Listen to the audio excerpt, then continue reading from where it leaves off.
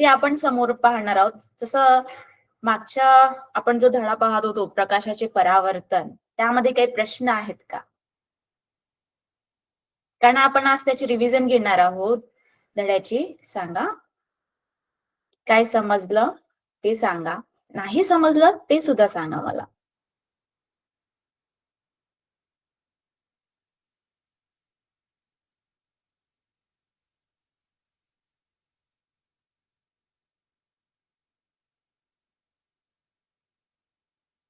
सगळे पुस्तक घेऊन बसले आहेत, कारण तुमच्या समोर पुस्तक असल्यानंतर कारण आपण आज रिव्हिजन घेणार आहोत आणि जे काही प्रश्न आहेत एक्सरसाइज ते पाहणार आहोत.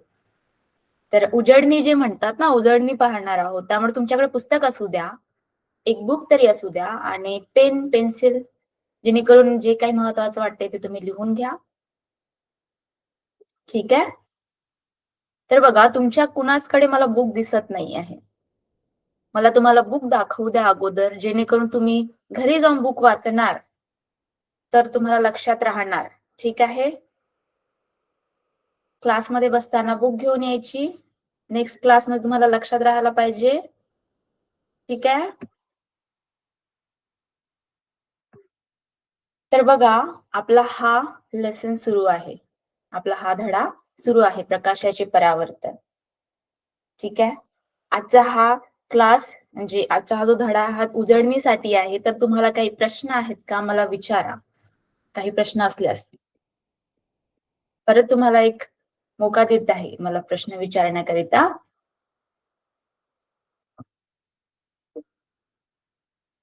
अगदी मजेशीर धडा आहे हा. तुम्हाला आवडला की नाही आवडला? तुमचे काही स्वतःचे उदाहरणं सांगू शकता का? काही प्रकाशाचे परावर्तनाबद्दल किंवा जसं आपण चंद्र, सूर्य, टॉर्च मोबाईलचा त्याबद्दल आपण बोललो. तर काही तुमच्याकडे आहेत उदाहरणं? तर बघा, आपल्या जी धड्याची सुरुवात आहे, ती आपल्या जवळपास असलेल्या वस्तूंच्या उदाहरणाने सुरू झाली आहे. तर तुम्ही सगळे वाचू शकता बघा यामध्ये. तुम्हाला दिसत आहे का जी मी बुक दाखवत आहे ही, की याला मी थोडं मोठं करू, थोडं झूम करू, की तुम्हाला दिसत आहे? बुक झूम करायची का? तुम्हाला दिसायला पाहिजे बुक. हं? झूम करायची?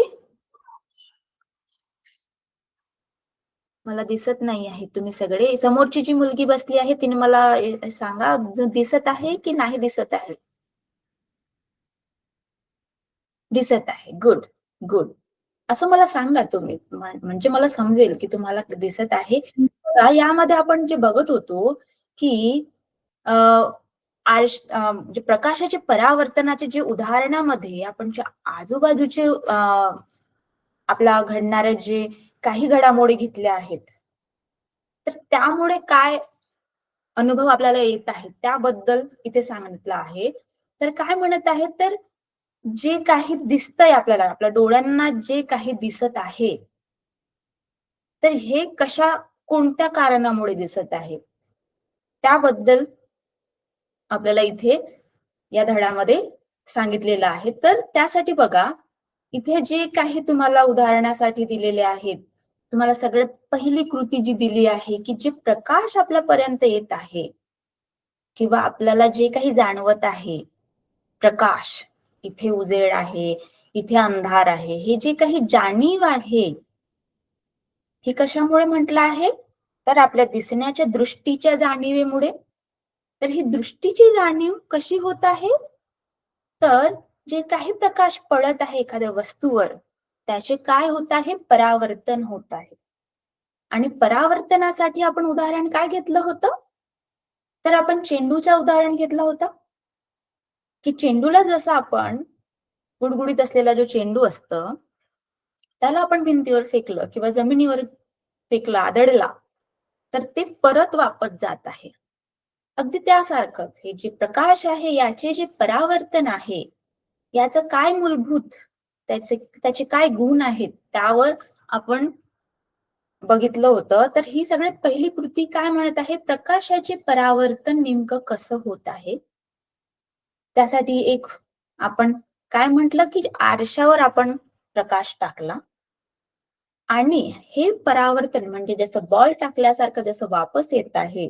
बॉल तर वस्तू आहे आपल्याला समजणार पण आपण समजा कुठे भिंतीवर मारला तर आपण त्याचा मोजमाप सुद्धा करू शकतो. पण प्रकाशाचं कसं करणार? म्हणजे आपल्याला फक्त जाणवत आहे.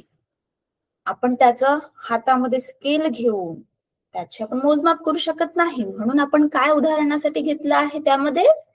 तर याला एका आरशाच्या सहाय्याने त्याला परावर्तित केलेलं आहे आणि त्यामधून त्याची काय प्रतिक्रिया आहे त्या प्रकाशाची, तो कोणत्या बाजूला जात आहे, तर हे आपण मोजलं. आपण ते मोजू शकतो. जसं चेंडू आपण फेकल्यानंतर कोणत्या बाजूला चेंडू गेला, डाव्या बाजूला गेला, उजव्या बाजूला गेला, किती दूर गेला, हे सुद्धा आपण पाहू शकतो. पण प्रकाशाचं आपण त्या पद्धतीने पाहू शकत नाही. म्हणून आपण त्यासाठी ही कृती केलेली. ठीक आहे? मग ही कृती आपल्याला काय सांगत आहे? तर आपण काय म्हटलं या पद्धतीने आपल्याला प्रकाश बाहेर फेकला गेला किंवा कोणत्या पद्धतीने आतमध्ये आला, कशा पद्धतीने तो पडत आहे. मला एक सांगा, मी क्लासमध्ये सांगितलं त्यामध्ये प्रकाश कोणत्या दिशेने म्हणजे कशा पद्धतीने आपल्यापर्यंत येतो? कोणाला माहिती आहे?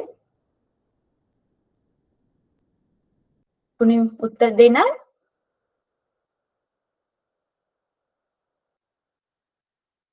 जसं प्रकाश आपल्यापर्यंत येत आहे, सूर्यापासून येत आहे. रात्रीच्या वेळी आपण टॉर्च लावतो, मेणबत्तीचा वापर करतो रात्रीच्या वेळी, बरोबर? तर हे प्रकाश कशा पद्धतीने प्रवास करतं?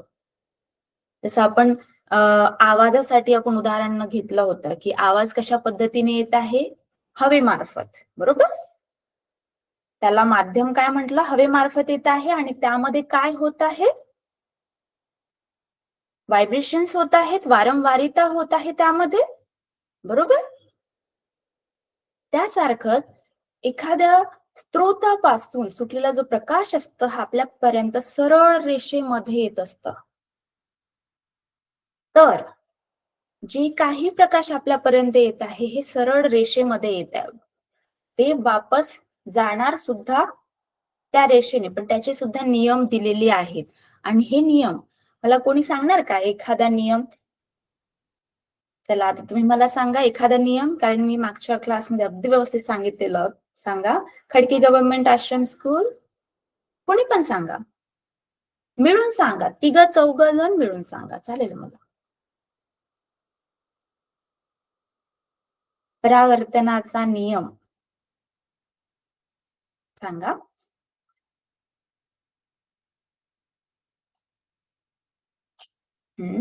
आणि तुमचं माईक अनम्यूट करा. सांगा, लवकर सांगा. आपल्याला एक्सरसाइज बघायची आहे, स्वाध्याय बघायचा आहे. परत एकदा सांगायचं नियम, मग लक्षात राहणार. नियम परत एकदा सांगायचं, परत लक्षात राहणार मग. गुड. तर बघा, अगदी लक्ष देऊ नये का, की जसं आपण म्हटलं, की जे चेंडू फेकला जात आहे, बरोबर? चेंडूला आपण एका मार्गाने फेकलं, तो वापस येत आहे, बरोबर? यासारखंच, अगदी यासारखंच, जो काही प्रकाश आहे, हा एका मार्गाने जात आहे आणि वापस येताना सुद्धा एका मार्गानेच वापस येतो. म्हणजे त्याचे नियम आहेत आणि हे नियम आपण इथे समजून घेणार. तर बघा, सगळ्यात अगोदर जे काही आपण प्रकाश म्हणत आहोत, जे सूर्यापासून निघणारं किंवा टॉर्च पासून निघणारं, तर नेहमी लक्षात ठेवायचं, हे सरळ रेषेमध्ये प्रवास करत आहे. म्हणजे याला आडीमोडी किंवा कुठे अशा प्रकारे त्याचा जे आवाज आहे ते या पद्धतीने जातं किंवा थोडं वेव्स मध्ये जातं, बरोबर? लय मध्ये जातं. पण प्रकाश जे असतं, मधात काही आलं तर त्याला अडकतं, पण ते नेहमी सरळ लाईन मध्येच या पद्धतीने सरळ रेषेतच प्रवास करतो. ठीक आहे, हे नेहमी लक्षात ठेवायचं. जे प्रकाश आहे हे सरळ रेषेमध्येच प्रवास करतं. ठीक आहे. आता समजा प्रकाश अमाप मात्रेमध्ये निघतं, सूर्यापासून म्हणा किंवा टॉर्च पासून म्हणा, तर याला आपण एका रेषेमध्येच घेत आहोत. कारण काय होणार, प्रकाश भरपूर अमाप निघत आहे, त्यामध्ये आपण 2-4 निघणारे जे सरळ लाईन आहेत अशा पद्धतीचे आपण याला मोजत नाही आहोत. आपण काय करत आहोत, त्या सगळ्या प्रकाशापैकी एक प्रकाशाचा जो किरण आहे त्याबद्दल आपण अभ्यास करत आहोत. ठीक आहे, एवढं ठीक आहे. आता हे जे प्रकाश आलेला आहे हे कशावर पडल्यानंतर ते वापस जात आहे हे सुद्धा खूप महत्वाचं आहे. जसं प्रकाश पडत आहे माझ्यावर, ठीक आहे, मी सूर्याच्या समोर उभी आहे, प्रकाश माझ्यावर पडत आहे, आता हे वापस सुद्धा जाणार. तर हे प्रकाश कोणत्या वस्तूवर पडत आहे यावर अवलंबून असतं की ते कोणत्या पद्धतीने वापस जाणार. ठीक आहे, जसं आरशावर पडलेला जो प्रकाश असतं ज्या पद्धतीने आला त्याच पद्धतीने वापस जाणार. कारण कारण कारण त्याचे जे पृष्ठभाग आहे हे गुडगुडीत आहे, एकदम प्लेन जे म्हणतात ना. जसं आता माझ्यावर पडलेला प्रकाश कसं खळबळीत राहणार, पण आरशावर पडलेली ही जी काही जागा आहे, तुम्हाला दिसते हा आरसा, तर हे जे काही आरसा आहे हे काय आहे, हे प्लेन आहे. तर हे काय म्हणत आहेत, याचं काय नियम आहे की येणारा जो प्रकाश आहे, समजा हा आरसा आहे, या आरशावर अशा पद्धतीने प्रकाश पडला. ठीक आहे, हा प्रकाश आला कुठून, सूर्यापासून आला. ठीक आहे, प्रकाशाचा हा एक किरण पडला या आरशावर. ठीक आहे, आता पडल्यानंतर हा वापस जाणार, कोणत्या दिशेने वापस जाणार, पडलेला प्रकाश हा अशा पद्धतीने प्रकाश पडल्यानंतर हा वापस जाणार. यासाठी नियम काय म्हणत आहेत, तर याला मोजायचं आहे, याचं मोजमाप घ्यायचं आहे. म्हणून आपण याला काय केलेलं आहे, तर बघा जसं सगळ्यांना माहित आहे सगळ्यांचे मोजमाप वेगळे वेगळे असतात. तर याला आपण फक्त अँगल कोन मध्येच डिग्री 30 डिग्री 40 डिग्री कोन मध्येच मोजत आहोत. कारण हा कोणत्या दिशेने आले आणि कोणत्या दिशेला गेला यासाठी मोजण्यासाठी आपल्याकडे एकच उपाय आहे. ठीक आहे, तर आपण याला कोन द्वारे मोजत आहोत. त्यासाठी आपण काय केलं, तर याला काय दिला, मध्यंतर दिला. आणि हा मध्यंतर कुणासाठी आहे मध्यंतर, तर इथे असलेला जो आरसा आहे या आरशाला काय आहे, तो हा जो आरसा आहे याला काय आहे, हा 90 डिग्रीचा याने कोन बनवला आहे. हा किती आहे, 90 डिग्रीचा कोन. जसा हा आरसा आहे तर आपल्याला एखादा जो काही प्रकाश आहे त्याचा आपल्याला कोन मोजायचा आहे. तो कोणत्या पद्धतीने रिफ्लेक्ट झाला, कोणत्या पद्धतीने परावर्तित झाला, त्यासाठी आपण त्याला काय घेतला आहे, 90 डिग्रीचा अशा प्रकारे त्याला मध्यंतर घेतला आहे, जेणेकरून इथे पडणारे कोणतेही प्रकाशाचे किरण ते आपल्याला मोजता आले पाहिजे म्हणून आपण काय घेतलं आहे, मध्यंतर घेतलेला आहे. ठीक आहे, तर आपल्याला जे हे पुस्तकामध्ये सांगितलेलं आहे बघा, आता तुम्हाला समजणार, अगदी तुमच्या डोळ्यासमोर त्याचं रूपांतर येणार की इथे जे काही आहे, हे जे आरसा जे आहे बघा, हा काय आहे, हा आरसा आहे. हा जो PQ आहे हा आरसा आहे, आरशाचा पृष्ठभाग आहे. आता हे जे किरण आहे हे काय होत आहे, हे पडलेले म्हणजे हे या पद्धतीने इथे किरण पडले आहेत. कशावर, इथे. आणि याचं तुम्हाला इथे दिशा सुद्धा दिलेली आहे, तुम्हाला दिसत आहे ही दिशा, ही लाल हा जो कोन दिलेला आहे ही दिशा दिलेली आहे. आणि हे परावर्तित झाल्याची दिशा आहे, याचे सुद्धा तुम्हाला कोणत्या दिशेने वापस गेले आहे याची सुद्धा तुम्हाला दिशा दर्शवलेली आहे. आणि यामध्ये जी स्तंभिका आहे हे काय ठेवलं आहे, 90 डिग्रीचा कोन, जे मी तुम्हाला दाखवत होते. समजत आहे, हे जे 90 डिग्रीचा कोन ठेवलेला आहे कशाकरिता, तर आपल्याला त्याचे जे कोन आहे मोजण्याकरिता. एवढं समजलं आहे का?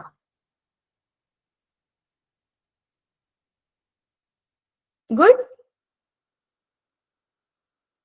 एवढं समजलं.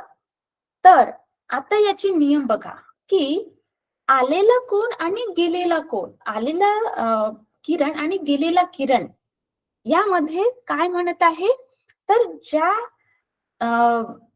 ज्या कोन ज्या अँगलने हा जो प्रकाश किरण आला आहे त्याच अँगलने तो वापस जाणार, हा सगळ्यात पहिला नियम आहे. काय नियम आहे? जसं बघा,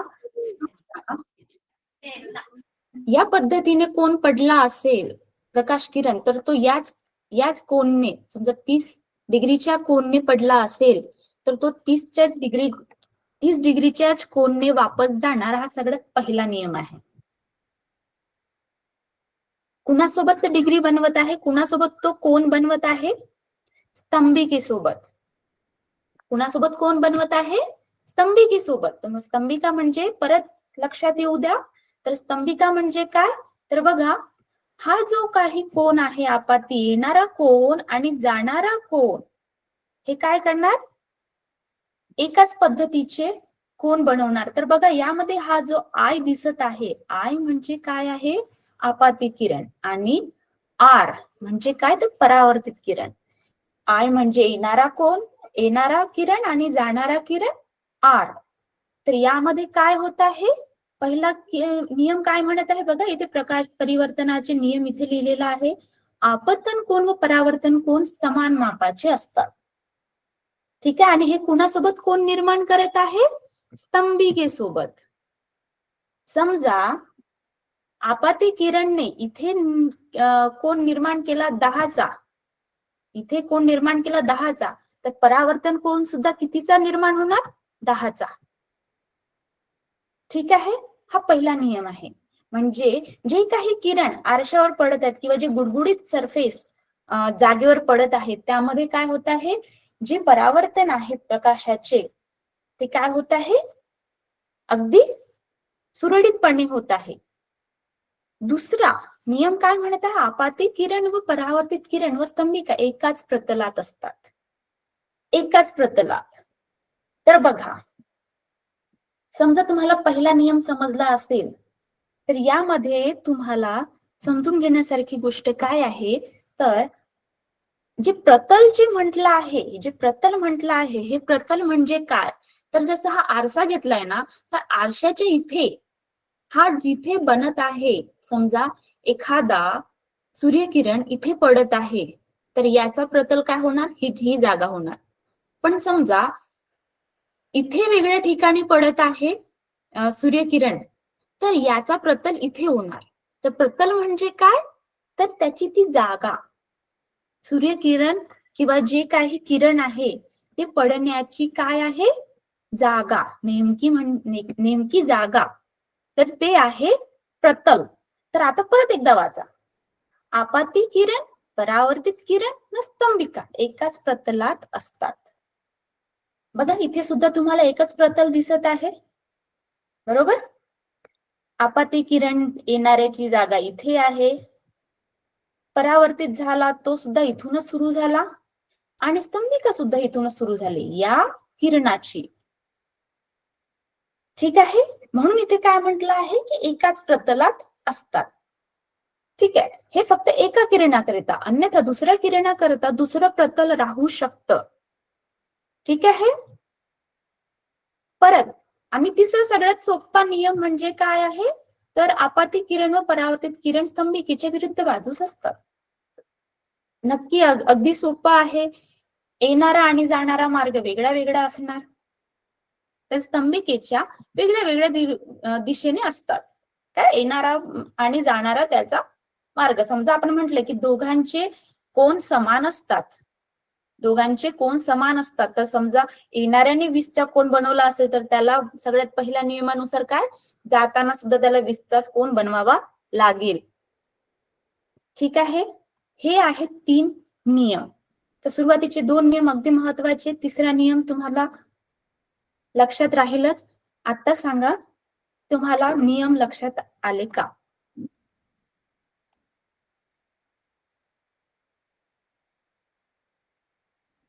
काय म्हणत आहात? Okay, done. अनम्यूट करा ना. तुमच्याकडे अनम्यूट करा. मला तुमचं जरा ऐकू द्या, कारण आज आपण पाहणार आहोत एक्सरसाइज. तर यावरच आपले एक्झाम्पल आहेत. तर करा अनम्यूट, सांगा.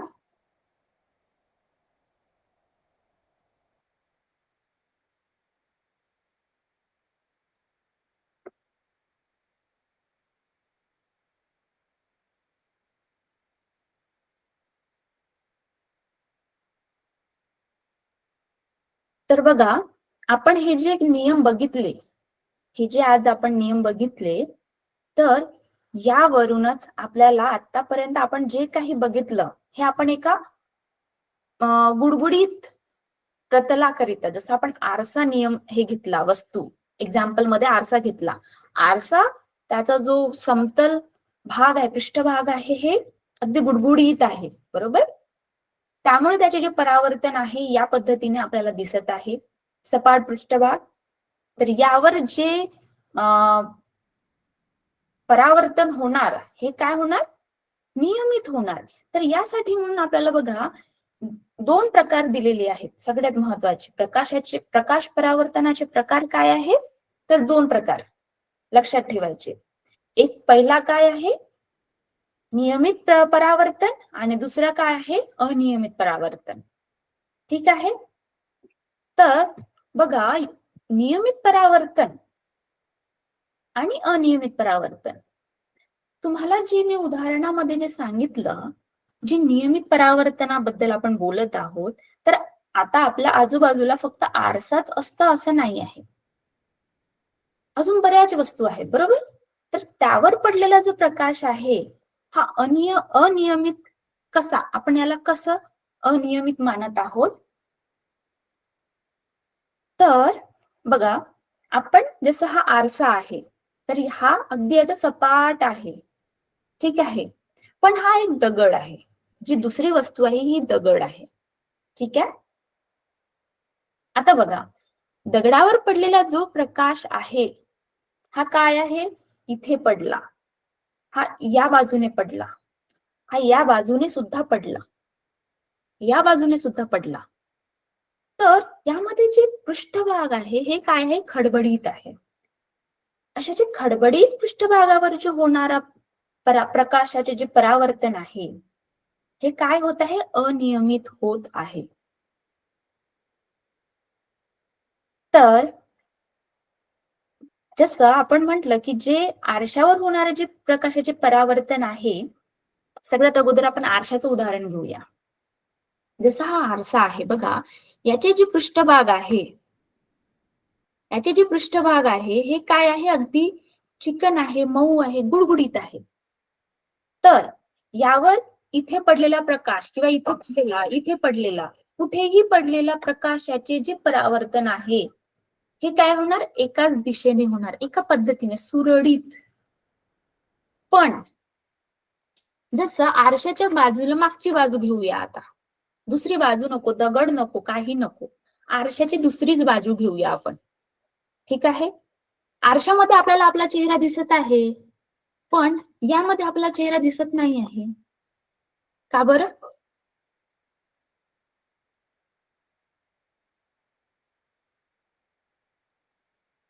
मी याचं उत्तर दिलेलं होतं तुम्हाला, का बरं, सांगा.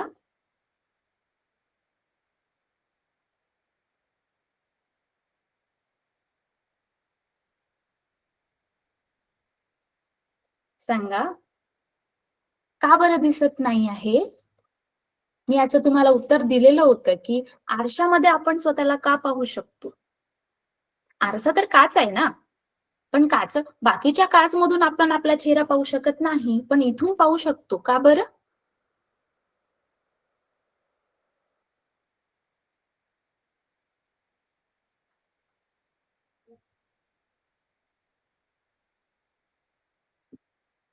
तर बघा, जे अनियमित परावर्तनाबद्दल जे आपण बोलत आहोत, की जे काही पृष्ठभाग महत्वाचं, जे काम कसं करत आहे, हे कशावर अवलंबून करत आहे, तर जे प्रकाश किरण आहे, हे कोणत्या पृष्ठभागावर पडत आहे, बरोबर. त्यासारखंच समजा दगडावर पडलेले जे काही प्रकाश किरण आहेत, त्यासाठी काय पृष्ठभाग हे मागे पुढे आहे. जसा आरशावर त्याचा सारखाच त्याला पृष्ठभाग मिळतो, पण दगडावर त्याला तो सारखा पृष्ठभाग मिळत नाही. त्यामध्ये काय होत आहे, तर जसं बघा, तुम्हाला यामध्ये काय दिसत आहे, जे निळ्या रंगाने आलेले जे काही प्रकाश आहेत, निळ्या रंगाने हे जे प्रकाश पडलेले आहेत, येणारा जो प्रकाश आहे, हे अगदी समांतर सरळ रेषेमध्येच आलेले आहेत. जसं आपण म्हटलं की ते काय येतात, सरळ रेषेने येतात. आले? आता एका दिशेने आल्यानंतरही सुद्धा बघा तुम्हाला दिसत आहे की एका एका पद्धतीने एका दिशेने आले समांतर. पण जाताना परत जाताना बघा यांचे तुम्हाला कोणत्या कोणत्या दिशेने यांचे परावर्तन झालेले दिसत आहे. बरोबर? I1 R1. तर बघा हे कशावरून होत आहे, तर जे सपाट आहे पृष्ठभाग हे काय आहे, गुळगुळीत नसल्यामुळे काय होत आहे, त्यांचे जे विस्कळीतरित्या त्यांचं काय होत आहे, परावर्तन होत आहे. जसं बघा तुम्हाला उदाहरणार्थ मी म्हटलं होतं की जे काही बॉल आहे हे समजा दगड असलेल्या ज्या जागेवर फेकलं तर ते कोणत्या दिशेने जाणार हे आपल्याला माहिती नसतं. पण समजा आपण त्याला भिंतीवर फेकलं तर आपल्याला माहित असतं की ते माझ्याकडे इथेच येणार आहे. त्यासारखंच अगदी त्यासारखंच यामध्ये काय होत आहे, तर जे परावर्तन आहे हे अनियमितरित्या होत आहे. म्हणून प्रकाशाचे 2 प्रकार काय आहेत, तर नियमित परावर्तन आणि अनियमित परावर्तन. ठीक आहे? तर बघा यामध्ये सगळ्यात महत्वाचं काय आहे, तर यामध्ये 2 नियम पाळले जातात. कोणते? प्रकाशाचे दोन्ही नियम पाळले जातात. सगळ्यात पहिला नियम बघा यामध्ये काय म्हटलं आहे, तर यामध्ये अँगल R1, R2 काय राहणार? इक्वल राहणार. बघा तुम्हाला दिसत आहे I1, R1 इक्वल आहे. अगदी समांतर आहेत. म्हणजे बघा तुम्हाला इथे दिसत आहे समांतर आहे. हे इथे यामध्ये समांतर आहे, इथे सुद्धा समांतर आहे. तर यामध्ये जो दुसरा नियम आहे, इथे तुम्हाला लक्षात ठेवण्यासारखं आहे की इथे जे प्रतल आहे, प्रत्येक जे आलेले जे किरण आहेत, इथे वेगळं वेगळं असल्यामुळे हा जो स्तंभिका आहे इथे वेगळी वेगळी असल्यामुळे तुम्हाला ही जे डॉटेड लाईन दिसत आहे, टिंब टिंब असलेली ही जी लाईन दिसत आहे, ही जी स्तंभिका आहे ही वेगळ्या वेगळ्या पृष्ठभागावर वेगळी वेगळी असते. म्हणून यामध्ये जे काही कोन आहेत हे वेगळ्या वेगळ्या पद्धतीने निर्माण होतात. ठीक आहे, हे तुम्हाला दिसत आहे. पहिला नियम, दुसरा नियम यामध्ये पाळला जात आहे आणि तिसरा नियम म्हणजे ते एकामेकाच्या विरुद्ध बाजूस आहेत. ठीक आहे, तर हे आहे आपलं नियमित व अनियमित प्रकारामधलं. आता बघा इथे आपल्याला जे आपण त्याचे फायदे कसे करून घेत आहोत ह्या प्रकाश परावर्तनाचे, तर त्यासाठी आपल्याला काय उदाहरणार्थ दिलेलं होतं की आरशामध्ये आपली प्रतिमा कशी दिसते उजव्या व डाव्या बाजूचे काय होते. त्यासाठी मी तुम्हाला काय म्हटलं होतं की जी प्रतिमा आहे, आपण जसं मी उजवा हात उचलत आहे पण डावा मला वाटत आहे समोर दिसत आहे डावा उचलल्यासारखं, तर हे काय आहे, भास आहे. मी मी इथे व्यक्ती उभी असताना समोर काय आहे, भास म्हणजे माझ्यावरून पडलेला प्रकाश आरशावर पडल्यानंतर काय होत आहे, भास होत आहे. परत त्यामध्ये काय म्हटलं आहे तिसरं एक्झाम्पल, पाण्यामध्ये चंद्राचे प्रतिबिंब कशामुळे दिसते, याबद्दल आपण काय म्हटलं होतं, चंद्राला स्वतःचा प्रकाश आहे का? चंद्राला स्वतःचा प्रकाश आहे का? Very good. हमशाबाद आश्रमशाळा, व्हेरी गुड. तर बघा चंद्राला स्वतःचा प्रकाश नाही, तो कुणाकडून प्रकाश घेत आहे, सूर्याकडून. सूर्याकडून पडलेले जे काही प्रकाश किरण आहेत त्याचा आपल्याला रात्रीच्या वेळी दिसत आहे की ते आपल्यापर्यंत येत आहेत, आपल्या पृथ्वीपर्यंत. बरोबर? तर हे काय होत आहे, प्रकाश किरण परावर्तित होतात पृथ्वीपर्यंत.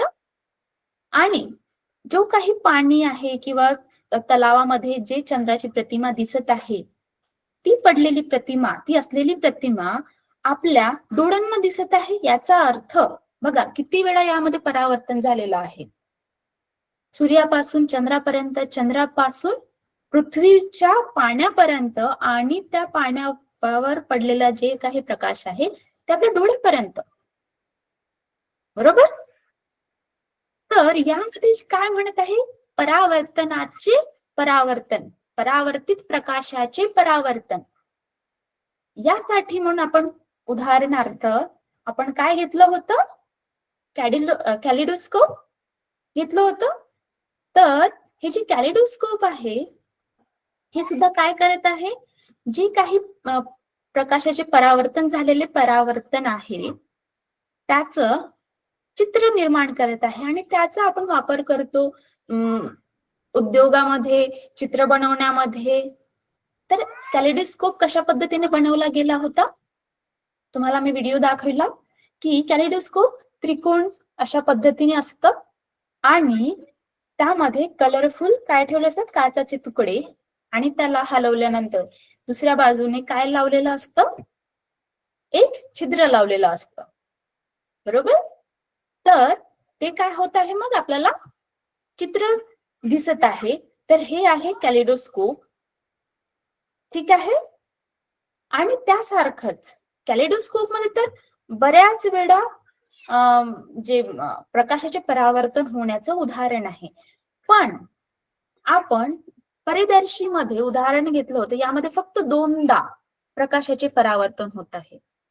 त्यासाठी आपण काय म्हटलं होतं? इथे काय लावलेलं आहे?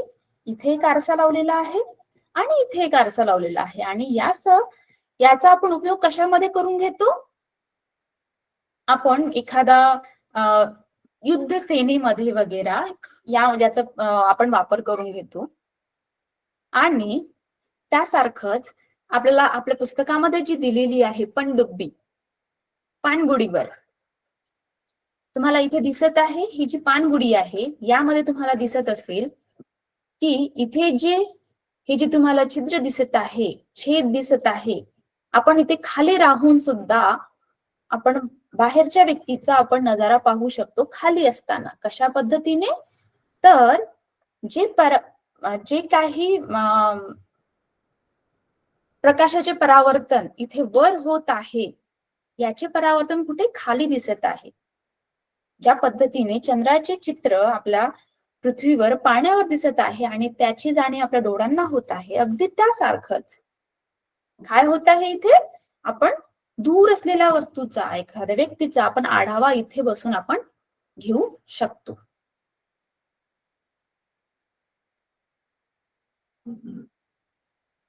तर आता मला सांगा, यामध्ये नाही समजलेला बाब किंवा एखादी अशी गोष्ट तुम्हाला विचारायची असेल तर मला सांगा. कारण आता आपण उदाहरणं घेणार, सोडवलेली उदाहरणं अगदी सोपी आहेत. आपण जे आता नियम बघितले ना, अगदी त्यावरच प्रश्न आहेत.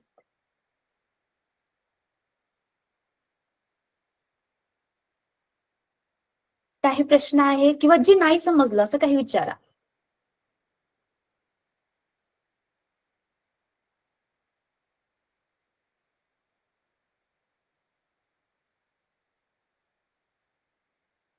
खडकी गव्हर्नमेंट स्कूल तुम्ही काही म्हणत आहात, पण मला तुमचं दिसत नाही आहे. सांगा. समोर असलेली व्यक्ती सांगा, कारण मला मुलं दूर आहेत, मला दिसत नाही आहे. तर बघा, जी उदाहरणं आहेत अगदी सोपी आहेत.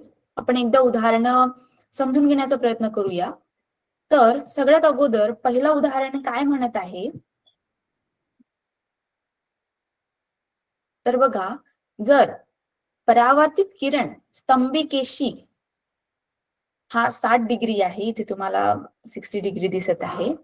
60 डिग्रीचा कोन करत असेल तर आपाती किरण स्तंभिकेशी किती अंशाचा कोन करेल? किती अंशाचा कोन करेल?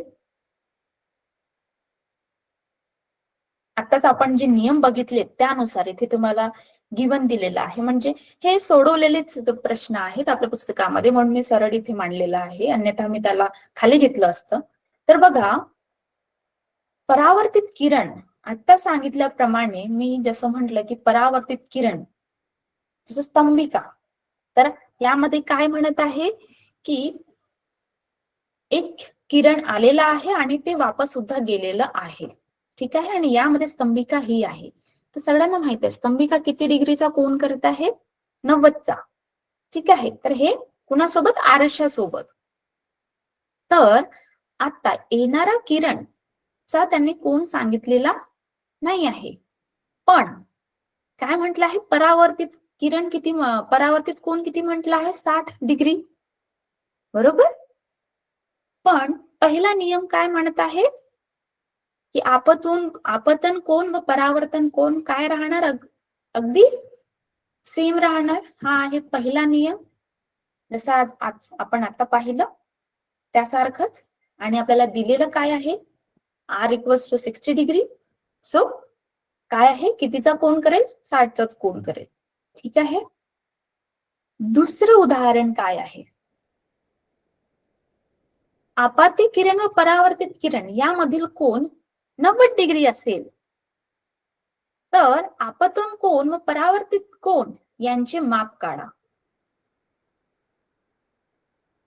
आपल्याला काय म्हणत आहे, त्यांचे काय काय काय आहे म्हणत आहे, आपतित कोण व परावर्तित कोण यामधील काय आहे, 90 डिग्री. समजा त्याला काय म्हणत आहे, हा आणि हा यामध्ये कोण समजा 90 डिग्री आहे आणि मधातून काय जात आहे, स्तंभिका जात आहे. तर पहिल्या नियमानुसार हे काय राहतात, अगदी सेम राहतात.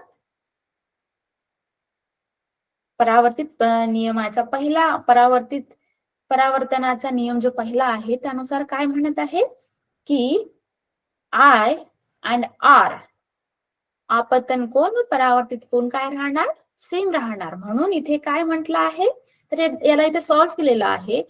पण मी इथे सॉल्व्ह याच्यासाठीच आणलं की I या पद्धतीने सॉल्व्ह केलेलं आहे.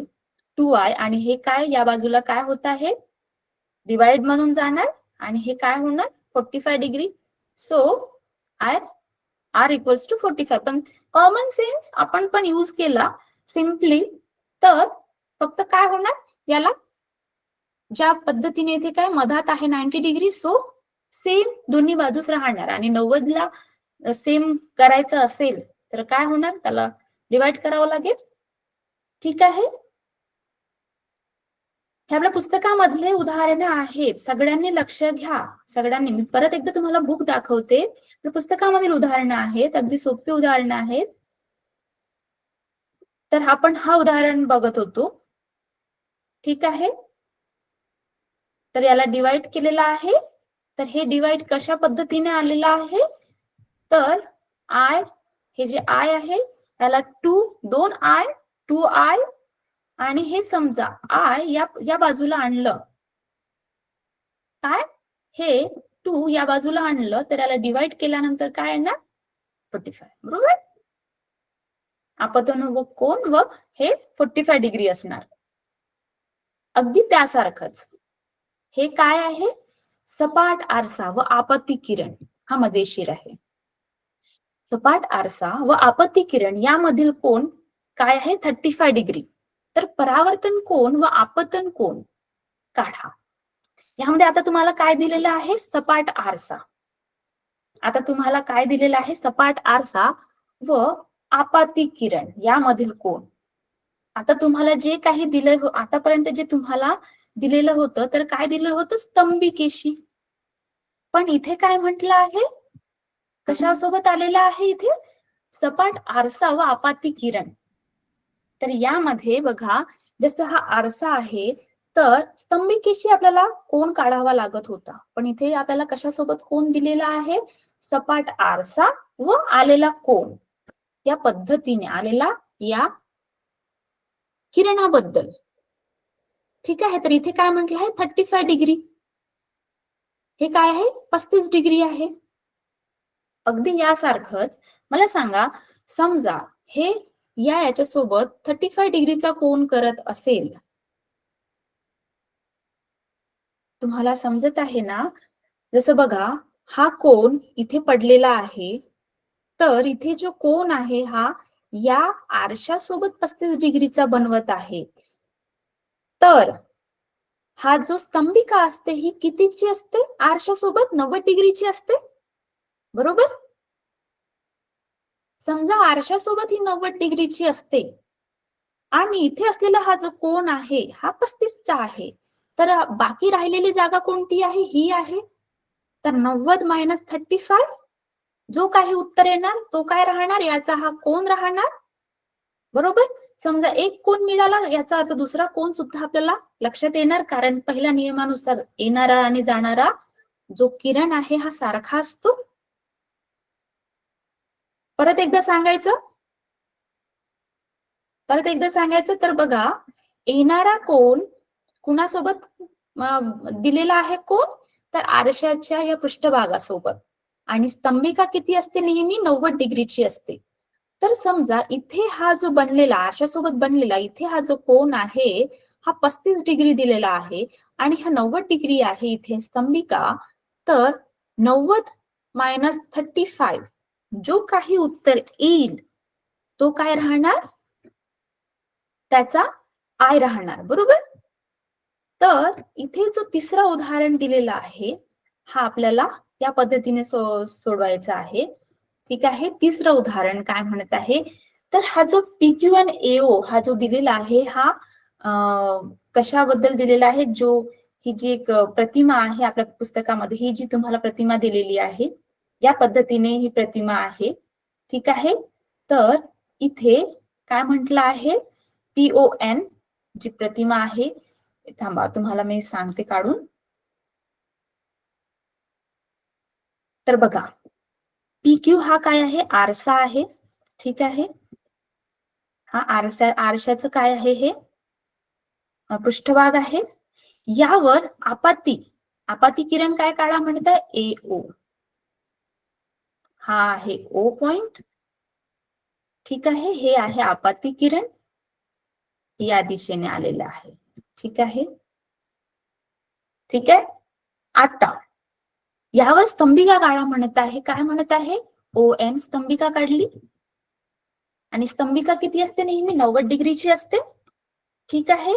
मी काढली स्तंभिका. तर ही नेहमी काय असते, ही 90 डिग्रीची असते. ठीक आहे. हे इथे लिहिते मी 90. ठीक आहे. मग मला सांगा, आता OB, परत इथून मी OB काढली, तर B या दिशेने जात आहे. ठीक आहे. या दिशेने परावर्तित किरण जात आहे. आता यामध्ये म्हणत आहे की POA काय आहे, हे 35 डिग्रीचा कोन करत आहे. म्हणजे इथे हा जो OA हा जो आहे हा काय आहे, हा 35 डिग्रीचा हा कोन बनवत आहे. बरोबर. ठीक आहे. तर हा जो PO आहे हा या बाजूला Q घेऊया आणि या बाजूला काय घेऊया, P. तर यामध्ये PON जे आहे, PON हे काय म्हटलं आपण, 90 डिग्री.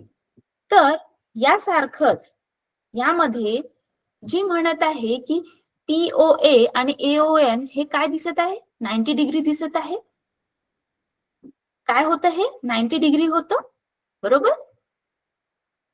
तर यामध्ये जे 35 आहे, हे जे 35 होतं, हे याला काय केलं आहे, मायनस केलं आहे. तर आन्सर काय आला, 55. तर हे जे AON जे आन्सर आलेलं आहे, हे काय आहे, AON.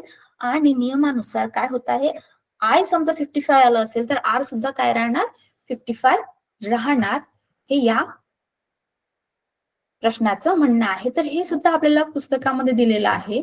तर अगदी सोप्या भाषेमध्ये तुम्ही परत एकदा पाहू शकता, जे सोडवलेले उदाहरणामध्ये.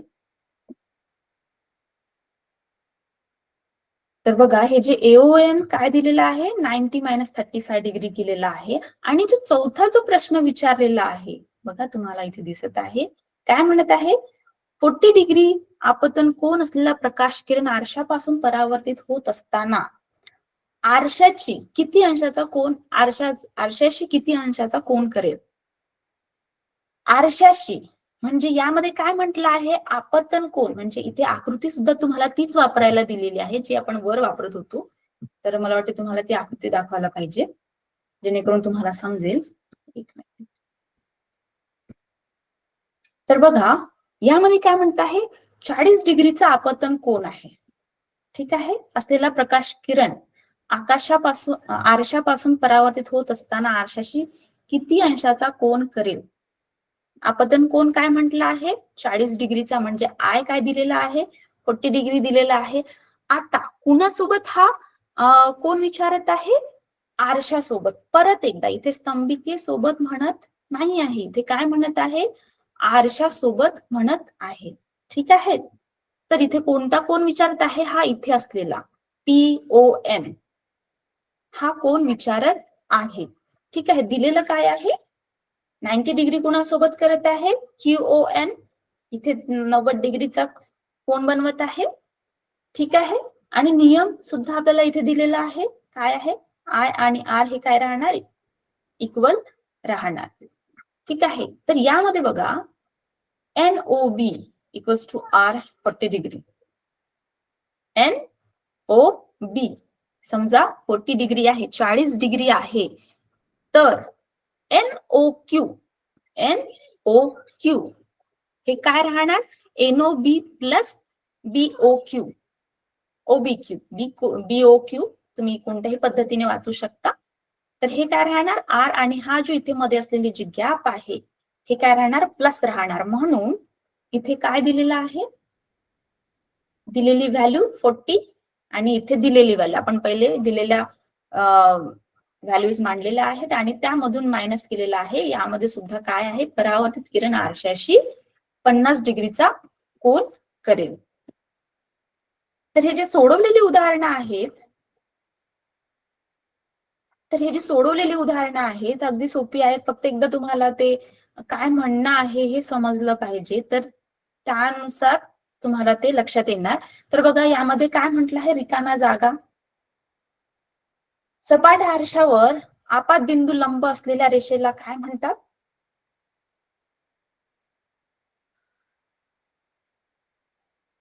आपात बिंदूला आपतन बिंदू म्हणतात. आपतन रेषा म्हणतात त्याला, बरोबर? मला कोणीच उत्तर देत नाही आहे. ठीक आहे, सगळे लक्ष द्या इकडे.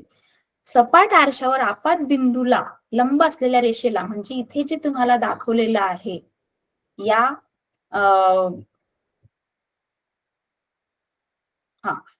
या आकृतीनुसार आपात बिंदूला इथे, ठीक आहे, या आकृतीबद्दल बोलत आहेत. ही आकृती अगदी महत्वाची आहे, तुम्हाला लक्षात ठेवायची आहे. आपाती किरण, स्तंभिका, परावर्तित किरण, आपात बिंदू यासारखं तुम्हाला लक्षात ठेवायचं आहे. ही वृत्ती. परत लाकडाच्या पृष्ठभागावरून होणारे प्रकाशाचे परावर्तन हे काय राहणार? आज आपण आत्ताच बोललो, नियमित राहणार की अनियमित राहणार? लाकडाच्या पृष्ठभागावर होणारे परावर्तन अनियमित राहणार. आणि कॅलिडोस्कोपचे कार्य मी आताच जसं सांगितलं, कॅलिडोस्कोप मध्ये काय होत आहे? परावर्तनाचे परावर्तन सुद्धा होत आहे. तर यामध्ये काय म्हणत आहे? कोणता गुणधर्म आहे? परावर्तनाचे परावर्तनावर गुणधर्म अवलंबून आहे. तर यामध्ये जे म्हणत आहे की आकृती काढा दोन आरशाच्या पृष्ठभागामध्ये, तर यामध्ये काय म्हटलं आहे की मी आकृती तुम्हाला दाखवण्याचा प्रयत्न करते, पण ते तुम्हाला खरंच जाणार का? कारण माझ्याकडे दोन आरसे नाही आहेत, माझ्याकडे एकच आरसा आहे. तर या पद्धतीने म्हटलं आहे, दोन आरशाच्या परावर्तित पृष्ठभागावर, जसा हा पहिला आरसा म्हणावं आणि हा दुसरा आरसा. ठीक आहे. आता यावर काय म्हणत आहे? तर 30 डिग्रीचा कोन, म्हणजे समजा या सपाट आरशावर 30 डिग्रीचा कोन येत आहे, तर हे सुद्धा 30 डिग्रीनेच वापस जाणार. याचा अर्थ या आरशावर पडणार. आता 30 डिग्रीने आलेला कोन 30 डिग्रीनेच वापस जाणार, हे या पद्धतीने सांगण्याचा प्रयत्न आहे. ठीक आहे. परत एकदा सांगते, हा आरसा आणि हा आरसा, याला काय म्हटलं आहे? दोन आरशाच्या परावर्तित पृष्ठभागावर एकमेकांशी 90 डिग्रीचा कोन करतात, म्हणजे अशा पद्धतीने. मग एका आरशावर समजा आपाती किरण इथे 30 डिग्रीच्या अँगलवर पडत आहे, तर त्याचं परावर्तन सुद्धा 30 डिग्रीनेच होणार. या बाजूने येणार, या बाजूने जाणार, या बाजूने गेलं तर या आरशावर पडणार आणि 30 डिग्रीने आलेलं सुद्धा 30 डिग्रीनेच वापस जाणार. ओके.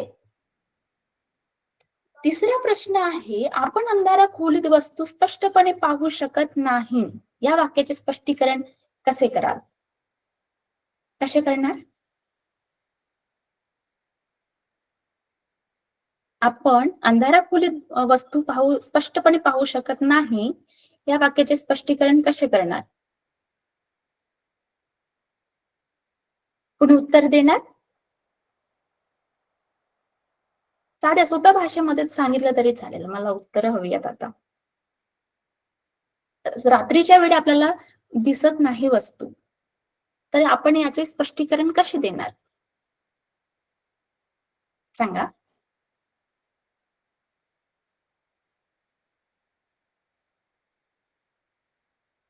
सांगा.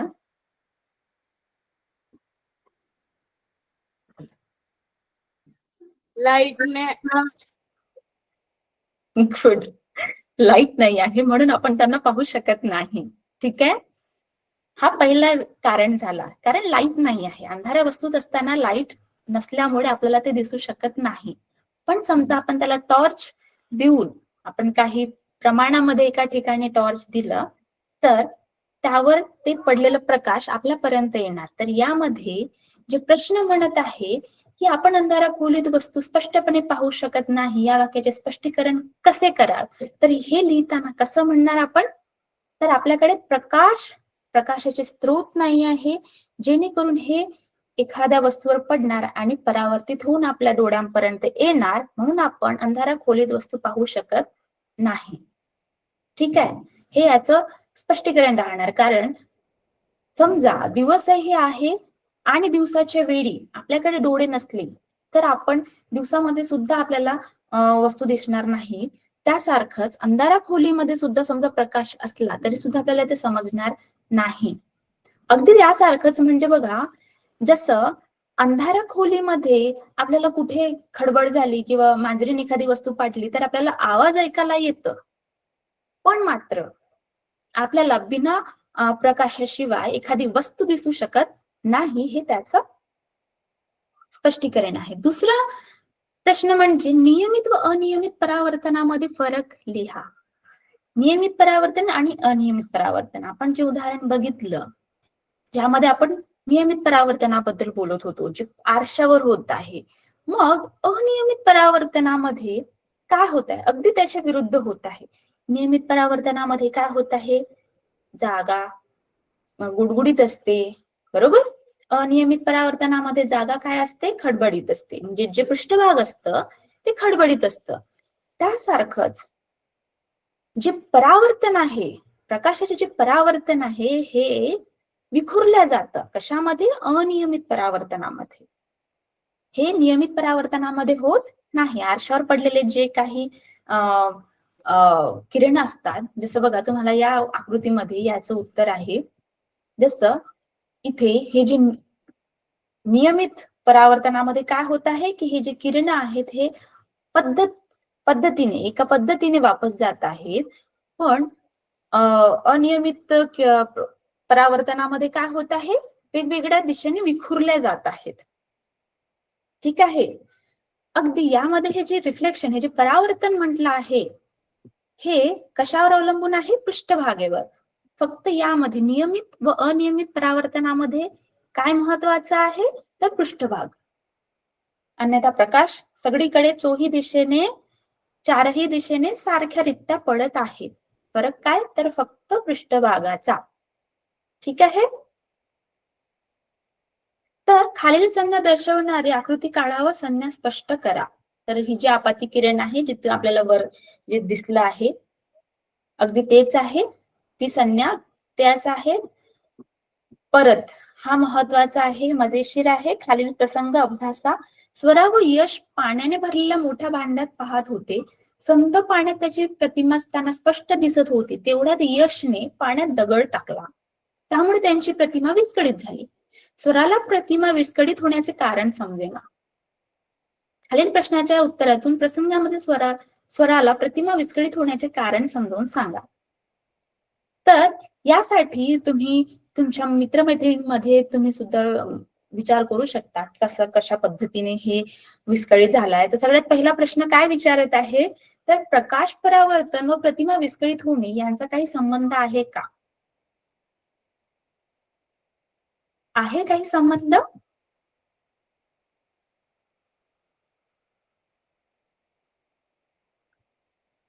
याचा काही संबंध आहे? आहे त्याचा संबंध? तर आपल्या पुस्तकामध्ये बघा, इथे तुम्हाला एक प्रश्न विचारलेला आहे सगळ्यांनी. तुमच्या समोर पुस्तक नाही म्हणून मी तुमच्या समोर हे ठेवत आहे. तर बघा, यामध्ये काय म्हणत आहे? स्वरा. यश यांनी पाण्याने भरलेल्या मोठ्या भांड्यात पाहत होते. तर आपल्याला जे पाणी असताना, थांबलेलं पाणी असताना आपल्याला जे दिसते ना चित्र स्वतःच, तर त्यामध्ये कोणी दगड टाकला? यशने. मग आता स्वराला जी काही कारणं आहेत ती समजावून सांगायची. तर सगळ्यात पहिला काय आहे? प्रकाश परावर्तन व प्रतिमा विस्कळीत होणे यांचा काय संबंध आहे? तर परावर्तनामध्ये आपण जे म्हटलं की यामध्ये काय महत्वाचं असतं? तर जागा. कोणत्या जागेवर पडून हे परावर्तित होत आहेत प्रकाश किरण? तर जसं आरशावर आरशाची जागा ही सुरळीत आहे, गुडगुडीत आहे, म्हणून त्यावरून जे परावर्तन आहे हे व्यवस्थितरित्या होत आहे. पण पाणी सुद्धा आरशाचंच काम करत होतं. आपण त्यामध्ये आपला स्वतःचा चेहरा पाहू शकत होतो, पण ते कशामुळे विस्कळीत झाली? तर पाण्यावर दगड पडल्यामुळे त्यावर तरंग निर्माण झाल्या आणि त्याची जे मऊ असलेली जी जागा आहे, गुळगुळीत असलेली जागा आहे, ही काय झाली आता? खडदडरित्या झाली आहे. त्यामुळे काय होत आहे? जी प्रतिमा आहे ही निघून गेली आहे, बरोबर? दुसरा प्रश्न काय आहे? तर यातून प्रकाश परावर्तनाचे कोणते प्रकार तुमच्या लक्षात येतात? आणि प्रकाश परावर्तनाचे नेमके प्रकार किती आहेत? 2 आहेत. पहिला नियमित आणि दुसरा अनियमित. त्यापैकी हा कोणता प्रकार आहे? तुम्ही सांगेल मला?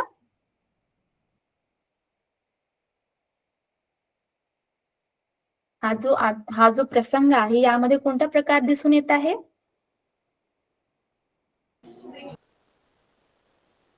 सांगा. नियमित. पहिल्या प्रसंगामध्ये नियमित दिसून येत आहे आणि दगड पडल्यानंतर मग कोणता दिसून येत आहे? अनियमित. Very good. तुमच्या शाळेचं नाव सांगू शकता का?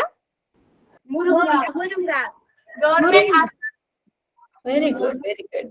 हा, तर बघा काय दिसत आहे? अनियमित. आणि त्यांचे 2 प्रकार कोणते आहेत? नियमित आणि अनियमित. तर इथे आपल्याला दिसून येत आहे अनियमित परावर्तन, बरोबर? तर त्यासारखंच तिसरा प्रश्न काय दिसत आहे?